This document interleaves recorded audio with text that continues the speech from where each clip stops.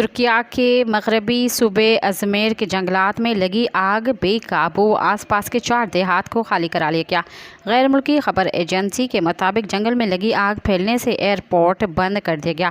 50 kilometre فی گھنٹہ کی رفتار سے چلنے والی تیز ہوائیں آگ پھیلنے کی وجہ سے بنی۔ ہیلی کاپٹر اور واٹر بمپرز جہاز آگ بجھانے کی کارروائی میں شامل ہیں۔ تیز ہواؤں کی وجہ سے زمین امدادی کارروائی اور کارکن کے لیے آگ پر قابو پانا مشکل ہو گیا۔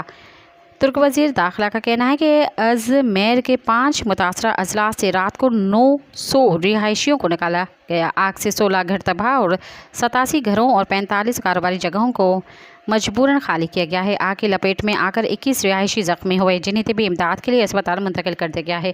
خبر ایجنسی کے مطابق ماحولیاتی تبدیلیوں اور گرمی بڑھنے سے ترکیہ کے ساحلی جنگلات متعدد بار آگ کی زد میں آ چکے ہیں۔ سبسکرائب کयो عوامی نیوز HD کے تازہ ترین خبروں لا ॾिसंदा रहो عوامی نیوز HD۔